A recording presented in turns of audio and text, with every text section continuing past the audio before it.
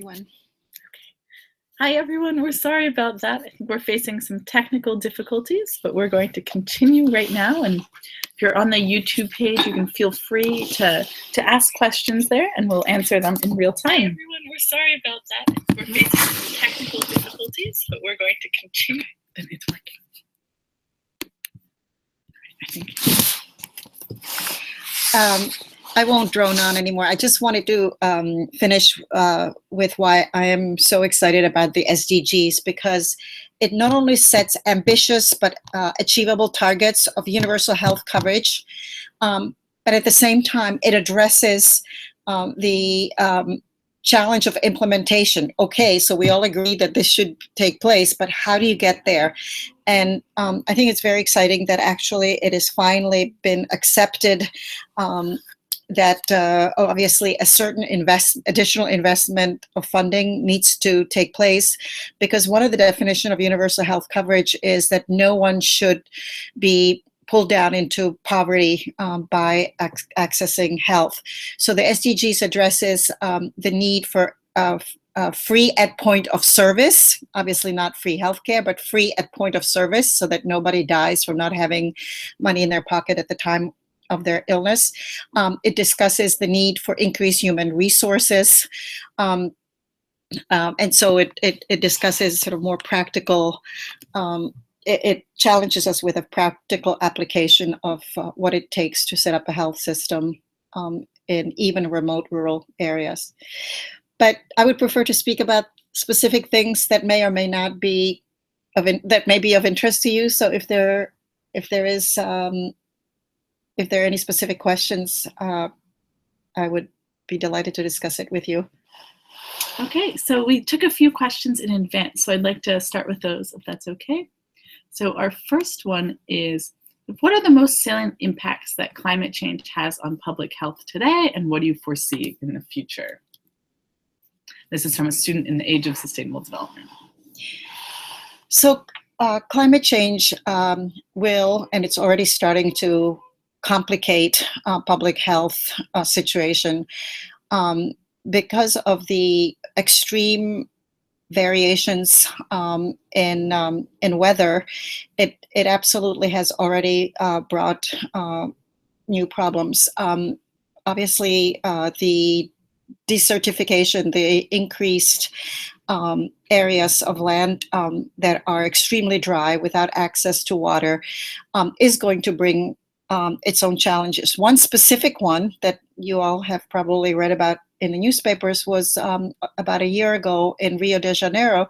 There was a severe water shortage, very severe, to the point where the government had to ration water.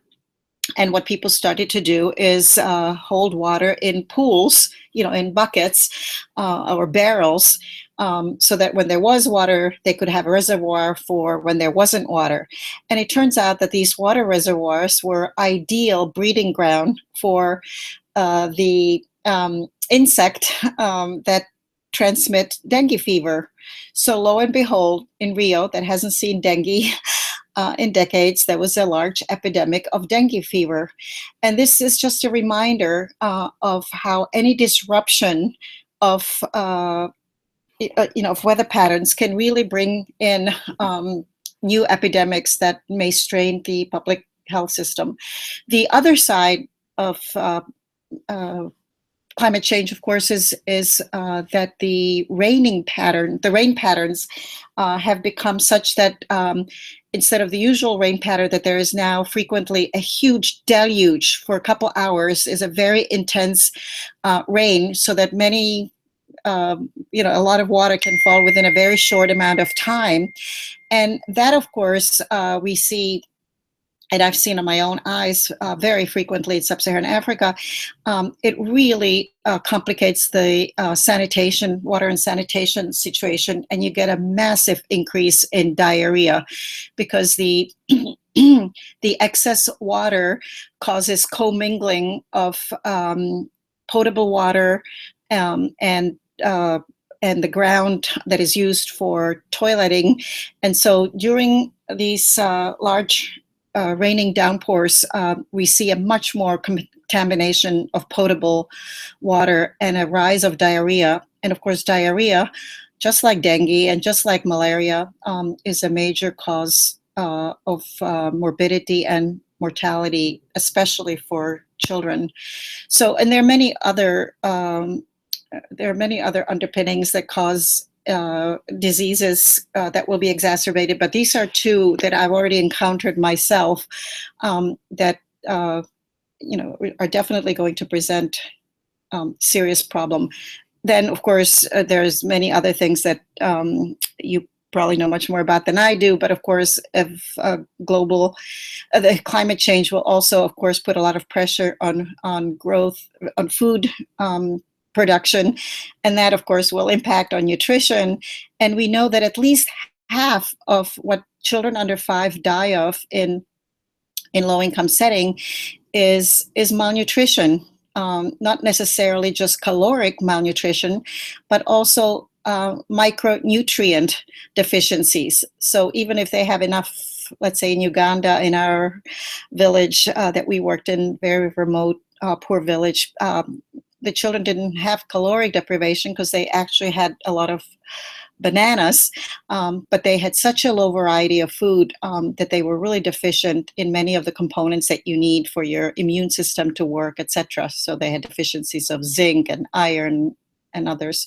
So the way climate change will change food production will be a major problem, especially for children. So I'm not an expert in climate change and health, but what I've learned and what I'm reading in the literature is that it will basically exacerbate all of the things that we are dealing with right now, which is increase tropical diseases, increase worm infestation, increase malaria, and mostly diarrhea. Great. Thank you so much, Dr. Sachs. That was really interesting. Great to hear kind of your perspective, what you've seen. Our next question relates in some ways, and it looks at another global complex problem that our world is facing, and that is of the refugee crisis, particularly looking at Syria. How does the refugee crisis kind of threaten global health systems or universal health care? Are there other public health issues that arise when we see so many people moving in war? Mm-hmm. Yeah. I'm not an expert in refugee, although I was a refugee myself, so I have very solidly embedded empathy. My family, when I was a teenager, escaped from communist Czechoslovakia, and so some of the problems I lived on my own skin, up to and including that we actually did not have enough food, and my parents remember it now fondly, then not so fondly, that as a teenager, my appetite went hugely up, and we didn't have much access to food, and would go foraging in the field, which is where I learned how to eat corn, uncooked corn, because we were stealing corn in first Hungary, then Yugoslavia. So I'm not an expert in refugees. However, like you, I'm watching the unbelievably dangerous displacement and very regrettable displacement of families from their dwelling and going marching to hopefully safety for many months, and then trying to eke out a living in a new setting. And from I don't have personal experience with refugee camps, but I obviously follow them along with you, which is that the refugee camps, albeit relatively well attended to by the UN, present basically the same problems that I was mentioning with climate change, which is that when you have a large population living in a close contact with each other with barely any infrastructure or very rudimentary infrastructure of access to clean water and sanitation, again, you get massive problems with rampant epidemics through these refugee camps. And for children, the most common, again, is diarrhea. And as you all know, diarrhea, which may seem like a nuisance to some of us, that because all of us experience it once in a while, but diarrhea with children under the age of 5, especially when not having access to health care, is a major killer. Diarrhea is one of the main causes of children's under 5 mortality.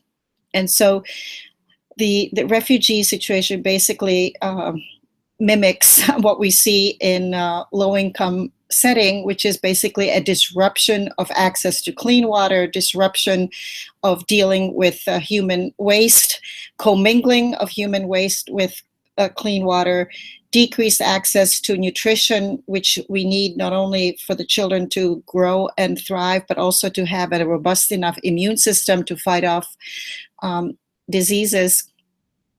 And then you have problems of just any time that you put people in a dense concentration, epidemics are disseminated much, much faster. Great, thank you for sharing. So our next question, we had another question posed in advance that was from a student in the Age of Sustainable Development. It's about mental health. So they write, mental health is an emerging significant development issue. Can you talk about how this has been neglected in public health and ways we can move forward addressing it globally? Yeah, it's a very good question, because obviously mental health, especially depression, is an extremely prevalent medical problem that leads to maternal mortality and newborn mortality. As it turns out, we don't really talk about it very often, but maternal, whether it's postpartum depression or underlying endogenous depression, is a very high cause of newborn mortality. And yet, we usually only address the other causes, which is not having institutional birth deliveries, etc. But mental health is a major contributor to under 5 mortality. The reason that mental health was not addressed in the MDGs, which made many people upset, many people who focus on mental health were very upset that it wasn't presented loud and clear in the MDGs. And of course it should have, but the reason it wasn't was a very concerted, deliberate reason, which is the Millennium Development Goals that were promulgated in the year 2000 were really to address mainly the disproportionate burden of disease that was felt by the countries in low-income settings. So in other words, it did not address, the Millennium Development Goals did not address diseases that are prevalent also in middle and high-income settings. So it didn't address non-communicable diseases, cardiovascular, neurological, mental health, because what it was meant to do is it was never meant to be a holistic, comprehensive set of goals. It was meant to very quickly as possible, address the kinds of issues that we knew at the time were addressable. The proof being that the problems that the MDGs, child and maternal mortality and malaria, etc., addressed were no longer a problem in high-income setting. So the idea of the MDGs was really to accelerate convergence with, for the low-income setting, convergence with the kind of diseases or public health situation of middle-income countries. So it basically addressed the kinds of things that had a quick remedy, the low-hanging fruit. So it addressed mainly the things that killed women of reproductive age and that killed children under 5 that actually were addressable, which is why it focused on malaria, AIDS, TB, infectious diseases like respiratory diseases, pneumonia, worm infestation, and other kind of tropical diseases. It did not address the kinds of problems that was not trying to address all of the problems. So mental health has in fact been excluded as a focus. That's no longer the case. And it turns out many public health specialists, including a couple that I work with here at Columbia University, focus on mental health as being able to actually be addressed even in very low income setting. So there are people like Dr. Helena Verdelli here at Columbia University who has shown that you can actually train local secondary school graduates to run group meetings in a community that help identify some of the very basic mental health disorders, suicidal ideation and major depression, and that they can actually, with a very short-term training, address those problems at a local level in group therapy. So my point is that once the public health community focuses on certain problems, like now mental health absolutely has to be added, it turns out that there are proven, effective, locally applicable ways of addressing the problems. Obviously, the more esoteric and difficult mental health situations still require drugs that may be expensive or not available everywhere. But what I call the malaria of mental health, which is depression, can actually be addressed even in a very low income, remote setting. And so we're actually focusing on that much more than we used to. So mental health is a critical component, needs to be addressed, and there are ways to do so at a very low cost. Great. That's really exciting to hear that you're moving into focusing on mental health. As a follow-up, we have a question here from Sarah Afoti, who is here in real time and just asked, since the SDGs address topics that are so intertwined, can you comment on the risks of presenting them as individual goals, perhaps from this health angle? Yeah, so thanks for that question.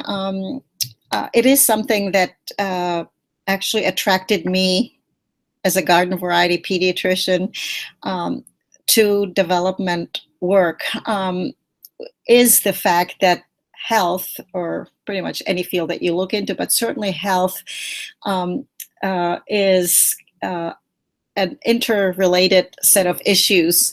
And the reason that it appealed to me is that as a pediatrician, I already was sort of trained and attuned to the fact that if you have a child who comes into the clinic with a particular medical problem like tonsillitis, that it's not enough to just take care of the tonsils if in fact you see the constellation of factors that this child lives in. So if you notice that the mother who's telling you about the child's symptoms, that the mother is tearful because the family is having financial problems, or the mother is having marital problems, that dealing with the tonsils and sending the child back to the family is really not taking care of that child if you don't consider the whole holistic setting within which the child lives.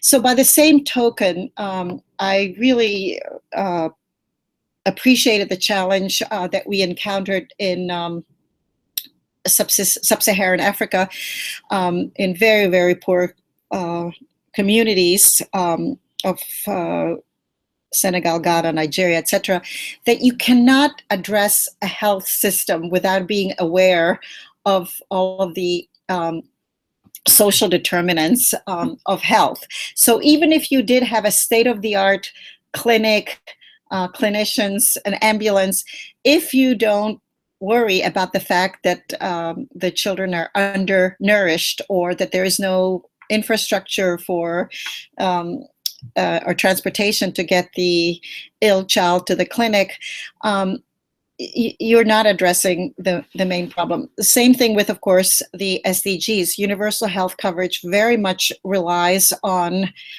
being able to consider multi-faceted problems. So what you're pointing out is exactly is exactly the challenge that we face. And that's why I'm excited about the SDGs and was excited about the MDGs, is that it finally recognizes the fact that there isn't a silver bullet. There isn't one thing that will bring health to the community or one thing that will improve the living standards of the community. That in fact, it is a complicated set of interrelated issues, and therefore that we need to be willing to accept the challenge of a more complicated set of problems and accept the challenge that you really need to think holistically, which is why I'm very proud of the fact that here at Columbia University, already 14 years ago, we set up programs that taught students how to think holistically. You know, the Masters in Development Practice was a way to systematize this learning that even if you're a specialist in health, you've got to know a little bit about food production, infrastructure, and other areas of keeping a community healthy and thriving if you really want to make a difference in health. So that's actually, I think, one of the exciting things about the SDGs is that it accepts the complexity, that it accepts the fact that there isn't one-off, single, easy way to address things. So I appreciate the question. I have learned on my own skin how we address that in Africa in terms of at least the MDGs, which is that you have to work in teams. All the work that we did in Africa was local teams, by the way, no people from other countries working there. We were just kibitzers. But the teams of technical advisors did consist of a health person, education person, a business development person, an infrastructure person, an agronomist, so that in fact, all of the problems could be considered holistically on how to solve it from all of the different angles. So if you want to keep mothers and children alive, which was basically my challenge, you have to not only set up the typical stereotypical health system of making sure that there is a clinic, a clinician, an ambulance, but you also have to make sure that the families have access to food, that they have access, that the children are educated, and that that there is road and transportation and telephony. And one of the things that we focused on more than anything else is making sure that the system is real-time data infused. In other words, if you really want to make an impact, not only do you have to work holistically with all of the different specialists, but you actually have to make sure that there is a real-time data that informs you of problems, gaps, so that you can react in real time, whether it's improved management, if you find out that the community health worker is underperforming, or that the doctors or the nurses are not in the clinic because they're working in their private setting. You have to have real-time data so that you can in real time identify the problem and resolve the problem.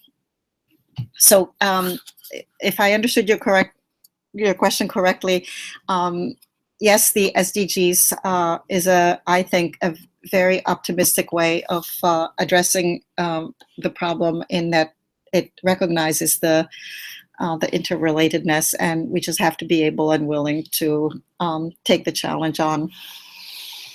Great, thank you. We have a few more questions coming in real time. So Bonupriya Pandey asks, what morbidity indicators are used in the SDGs? Not sure if you've worked on that at all. Yep. So it is a new area for me, but I, like you, am trying to be a quick student of the new set of indicators. So first and foremost, and I must admit, relatively slow on the uptake of the others, because the first and foremost is really the first challenge of the SDG 3 is to finish what the MDGs have started. Although there has been quite an improvement in maternal and child mortality, it is by no means in many of the countries, at least that I work in, Ghana, Nigeria, Senegal, Mali, and Malawi, Kenya, Rwanda, Tanzania, Uganda, Ethiopia. It is by no means, we're not yet where we need to be. So the first part of the SDGs, we've adopted the same child and maternal mortality indicators, which, as you know, is basically the number of women delivering in a clinic with a skilled birth attendant. It's number of children getting immunized for the most common causes of childhood diseases and deaths, like malaria, polio, etc. It's looking at number of children being breastfed. Basically, it is the same indicators for MDGs that were used till now. And then new indicators were added on for the non-communicable diseases. And then the indicators for universal health coverage are very interesting. I haven't followed them most recently, but I did about 6 to 9 months ago, was privy to a discussion at the UN where unfortunately what transpired is that the governments themselves were concerned that they would not be well rated on whether or not they provide universal health access. So they were arguing for indicators that sort of belie the real situation. So, instead of really looking for out-of-pocket spending, which should be minimal or none out-of-pocket spending when there's a health crisis, what they argued for were things like, does the government offer national health insurance? They wanted that to be an indicator that yes or no, does a country offer national health insurance? Well, we all know that that's flawed because even in countries where they do offer national health insurance, and I'm familiar with the ones within our 10 countries, like Ghana, for instance, of course it does offer it, but very few people actually can benefit from it. It's less than 15%, I think, in Ghana, who have the funding for the premiums. So it's usually only people living in the cities. It's usually only federal employees and middle-class people. So the indicators I don't have them on the tip of my tongue. The indicators for universal health insurance have been a major debate point, and I actually don't know what the latest what the latest verdict is. But to me, it's the most important one, is looking for indicators that actually tell you whether or not all families, especially the most vulnerable, do in fact have access to health services. Great. Someone just put a thumbs up, health insurance. So that's thank you. So Sumath asked, she said she would like to hear more about your work within the Millennium Villages project, which I know you touched on briefly. Maybe do you have any major takeaways or anything you'd like to share with our students? Stealing the video from Sonia, because you're, of course, asking my favorite subject. It's what I've been doing for the last 11 years and feel incredibly passionate about. Passionate because actually I have learned on my own skin how you actually can have a pretty robust health system for just $40 per person per year. So when we started in 2004, based on what the WHO Commission on Macroeconomics and Health recommended, we set out to show that for $40 per person per year, you could actually have a health system that does address the basic morbidities and mortalities of the community. By the way, now by 2016, the WHO has taken that number and increased it to $80 to $100 per person, both because of inflation, but also because certain technologies have been included in the package of interventions that we didn't used to have and didn't used to consider and cost out, such as rapid diagnostic tests, tests that can be done at the household level. Cell phones, which have become a major improvement in, I was looking for my cell phone because I love to show that as far as I'm concerned, every health system has to have community health workers with a cell phone so that you can actually gather real-time data in order to be able to do adaptive management and adaptive interventions. So we, in the Millennium Villages, we up to, for the whole 10 years, we worked on showing that for $40 per person per year, you can actually have a basic, low-cost, high-impact health system, which consisted of community health workers, professionalized community health worker, meaning that every household was assigned to a community health worker, that each community health worker was responsible for and held accountable for 100 households. In other words, the community health worker was held responsible for the well-being of 100 families, keeping the mothers from dying around childbirth and keeping the children alive through the vulnerable period of up till the age of 5. It included ambulance, emergency transport system that has to be summonable and responsive to a call. Clinic, which is within no more than 2-hour walking distance, so roughly a clinic for about 5,000 people. And at the clinic, the gold standard of a clinic is that it has to be able to provide normal obstetric care, meaning it has to be able to help a woman deliver a baby. So there has to be a skilled birth attendant. So the sine qua non of a clinic is at least 2 skilled birth attendants available 24/7. And in order for the skilled birth attendants to be able to deliver the woman and the child safely, being responsible for the lives of 2 people within a very few minutes, the clinic needs to have electricity, water, and access to essential health, medicine, and also being able to call for higher level care. And also the clinic has to be able to have the transportation to go to a referral center when needed, such as, for instance, for a woman going through delivery who all of a sudden has obstructed labor or is hemorrhaging, and then it's absolutely critical to the survival of 2 people, the mother and the baby, to be able to very quickly be taken to a referral hospital for more comprehensive emergency obstetric care, which includes an operating table and a surgeon who can do cesarean section so that the woman in labor or hemorrhage or other life-threatening diseases can be addressed. So we've set out these very low-cost health systems in 10 different settings so that we would learn the differences between setting it up in a pastoral nomadic area in northeast Kenya versus, let's say, a coastal area like in Senegal.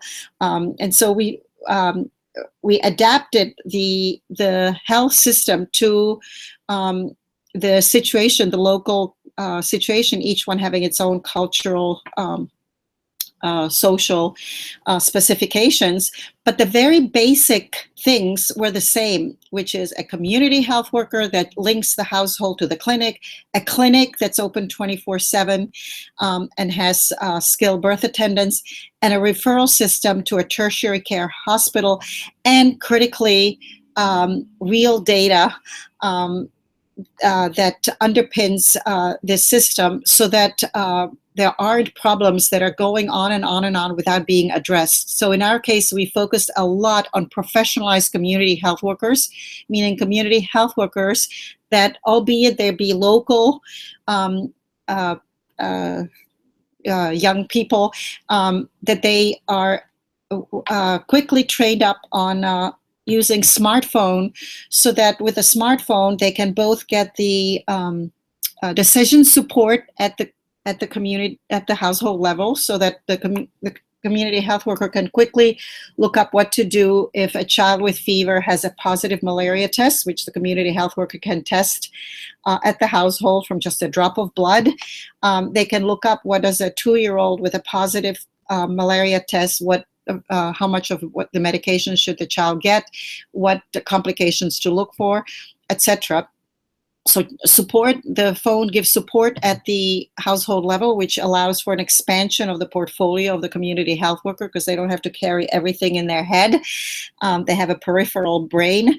But it also gathers data that gives the clinic people information in real time about, for instance, what if they notice that the community health worker has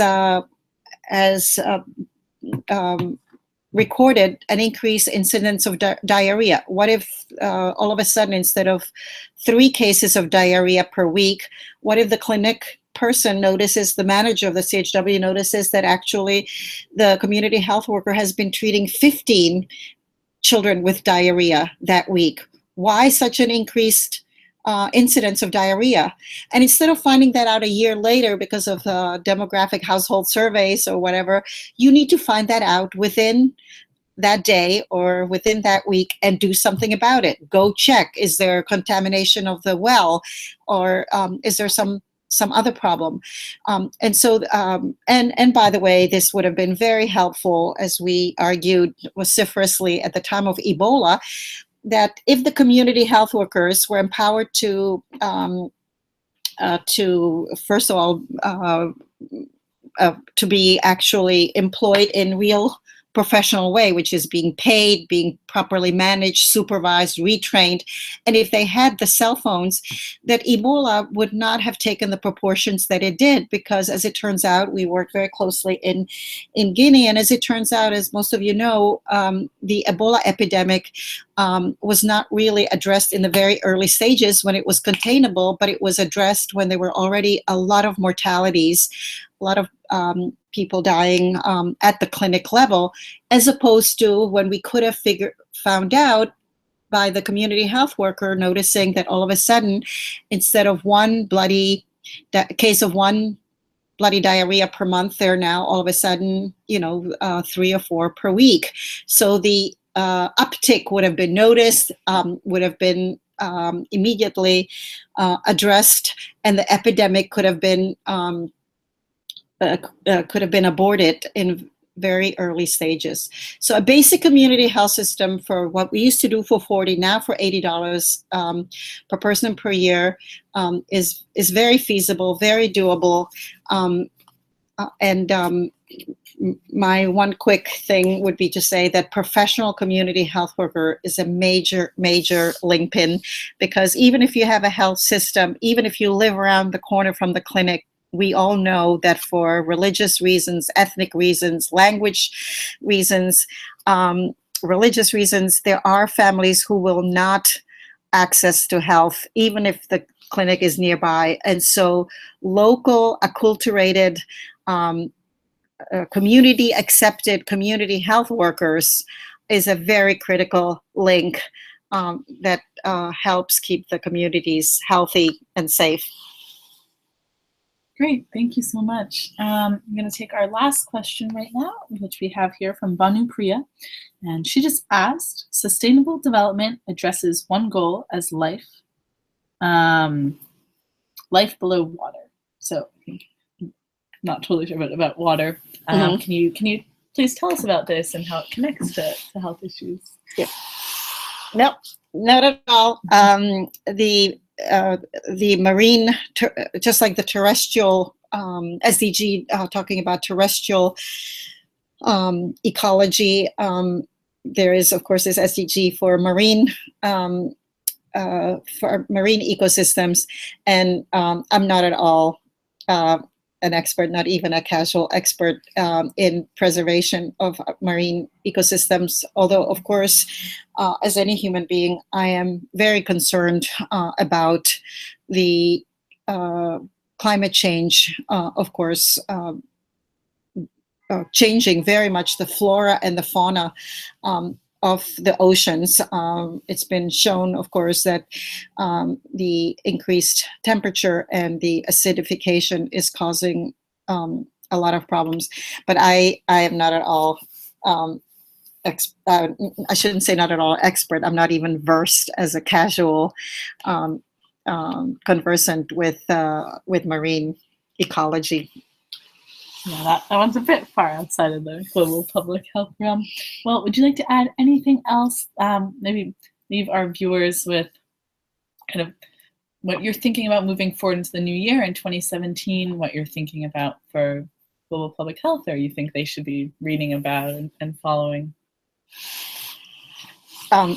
So first of all, do what I haven't done, which is learn all of the SDGs, learn all of the ramifications, including some things that are not in your backyard. Like in my case, I better know more about marine ecosystems.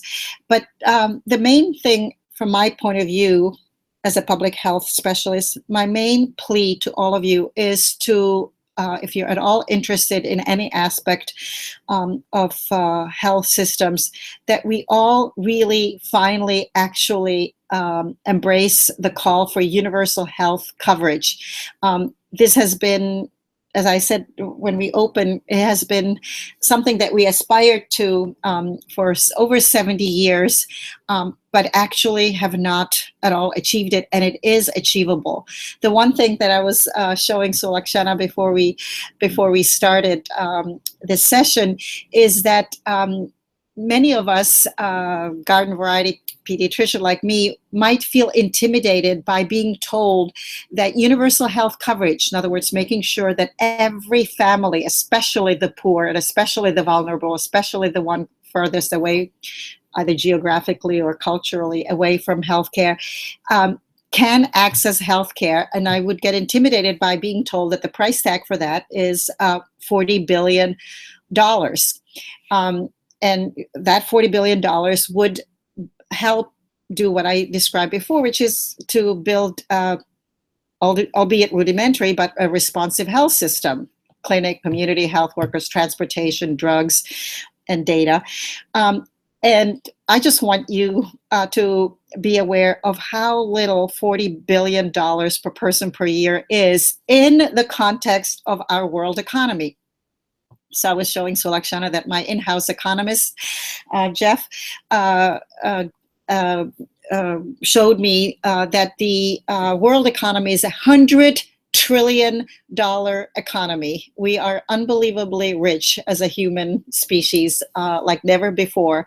$100 trillion productivity. And so $40 billion, which everybody agrees would be sufficient to provide universal health coverage, $40 billion is 0.04% of our world wealth, 0.04.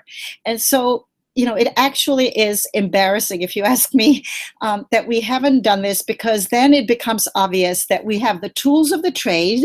You know, we definitely have the interventions to keep mothers and children alive. We have the systems tools. We now know how to actually deliver the interventions, how to deliver the bed nets, and how to deliver the antidiarrheal drugs. So we have the tools, we have the data, which now helps us be able to course correct as you go along. We have the funding. I'm telling you, we have the funding, 0.4%. So what we're really lacking, and this is where I really would plead with you, because you obviously are a self-selected group of people who really have a broader Weltanschauung, an interest in the world and its prosperity. I would tell you the only thing that's lacking is the willpower, not of individuals like yourselves and me, but the willpower of the governments and international bodies. So we know what to do. We even know how to do it. We have the funding. We just have not made that last push for making sure that the funding is going to the programs that we know that work. So universal health coverage is achievable, and it better happen. And I'd like to be able to do it with the community that's interested in the age of sustainable development. And by the way, if there is anything that I can help think through with you, please do contact me. My email is S, like Sonia, Sachs, SACHS, at EI, Earth Institute, .Columbia. Make sure that it's COLUMBIA unlike the country, .edu, @sachs@ei.columbia.edu. So if there are things that, if you have any suggestions, questions, corrections to what I said, edifications, I'm very interested, because you are the people that are my closest kin, which is people who are learning about sustainable development, which I care very strongly about. So thank you very much for joining this course. I appreciate your patience and indulging me in my rants and raves. And let's be in touch if you're interested. Thank you so much, Dr. Sachs. We really appreciate you taking the time to be here with us today. If you missed any of this session, the whole thing will be archived on YouTube and the Age of Sustainable Development course. We look forward to seeing you in our next live Q&A session. Thank you so much. Bye.